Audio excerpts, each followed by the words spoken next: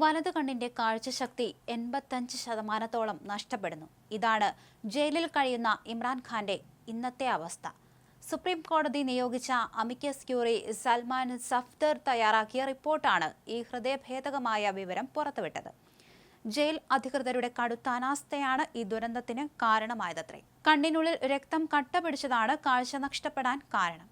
2025 October വരെ ഒരു കുഴപ്പവുമില്ലാതെ കാഴ്ചയുണ്ടായിരുന്ന ഇമ്രാൻഖാന് ജയിലിലെ പരിചരണക്കുറവ് വരുത്തിവെച്ചത് ജീവിതകാലം മുഴുവൻ ബാധിക്കുന്ന ഒരു ദുരിതമാണ്. കഴിഞ്ഞ 2 വർഷത്തിലേറെയായി ഇമ്രാൻഖാൻ കടുത്ത ഏകാന്ത തടവിലാണ്.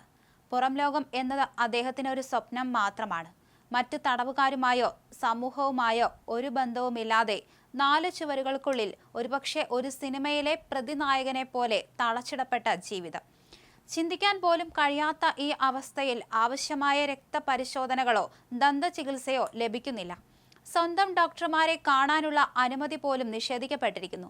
ഇതൊക്കെ ഒരു മുൻ പ്രധാനമന്ത്രിക്ക് നേരിടേണ്ടി വരുമ്പോൾ സാധാരണക്കാരന്റെ അവസ്ഥയെക്കുറിച്ച് എന്താകും പറയാനുണ്ടാവുക? കുടുംബങ്ങളെയും അഭിഭാഷകരെയും കാണുന്നതിനും കടുത്ത നിയന്ത്രണങ്ങളാണുള്ളത്. കഴിഞ്ഞ 1 വർഷത്തിനിടെ മക്കളുമായി ഫോണിൽ സംസാരിക്കാൻ അനുമതി ലഭിച്ചത് വെറും 2 തവണ മാത്രം. സ്വന്തം ഭാര്യയെ കാണാൻ പോലും ആഴ്ചയിൽ 30 മിനിറ്റ് മാത്രമാണ് സമയം അനുവദിക്കുന്നത്. ഇത് പോരാത്തതിന് കഴിഞ്ഞ 5 മാസമായി പ്രധാന അഭിഭാഷകരെ കാണാൻ പോലും അദ്ദേഹത്തെ അനുവദിച്ചിട്ടില്ല. ഈ നിയന്ത്രണങ്ങൾ അദ്ദേഹത്തിന്റെ നിയമപരമായ പോരാട്ടങ്ങളെ എത്രമാത്രം ദോഷകരമായി ബാധിച്ചിട്ടുണ്ടെന്ന് പറയേണ്ടതില്ലല്ലോ. ഇമ്രാൻഖാനെ ശാരീരികമായും മാനസികമായും തകർക്കാൻ പാകിസ്ഥാൻ സൈന്യവും സർക്കാരും നടത്തുന്ന നീക്കമാണിതെന്ന് അദ്ദേഹത്തിന്റെ അനുയായികൾ ഉറച്ചു വിശ്വസിക്കുന്നു. ഈ റിപ്പോർട്ട് ആ ആരോപണങ്ങൾക്ക് അടിവരയിടുന്ന ഒന്നാണ്. അടിയന്തരമായി വിദഗ്ധ ചികിത്സ ലഭ്യമാക്കിയില്ലെങ്കിൽ അദ്ദേഹത്തിന്റെ ആരോഗ്യനില കൂടുതൽ വഷളാകുമെന്നാണ് അമിക്കസ് ക്യൂറിയുടെ റിപ്പോർട്ടിലെ മുന്നറിയിപ്പ്. ഒരു കാലത്ത് ലോകം ആരാധനയോടെ നോക്കിയ ക്രിക്കറ്റ് ഹീറോ ഇന്ന് ജയിലിലെ ഇരുട്ടിൽ. കാഴ്ചയും പ്രതീക്ഷകളും നഷ്ടപ്പെട്ടു കഴിയുമ്പോൾ ആരാധകരുടെയും മനുഷ്യസ്നേഹികളുടെയും മനസ്സിൽ ഒരു ചോദ്യം ഉയരുന്നു.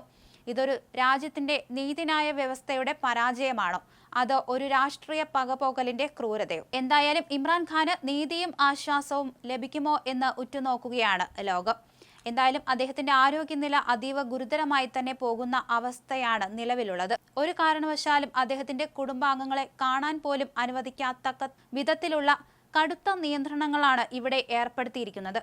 ആരോഗ്യാവസ്ഥ വളരെ ഗുരുതരമായിട്ട് പോലും ആശുപത്രിയിലേക്ക് കൊണ്ടുപോകാൻ പോലും തയ്യാറായിരുന്നില്ല എന്ന ആരോപണങ്ങൾ ഉയർന്നിട്ടുണ്ട്. ഇതൊരു രാഷ്ട്രീയ പകപോകൽ തന്നെയാണെന്നാണ് എല്ലാവരും പറയുന്നത്.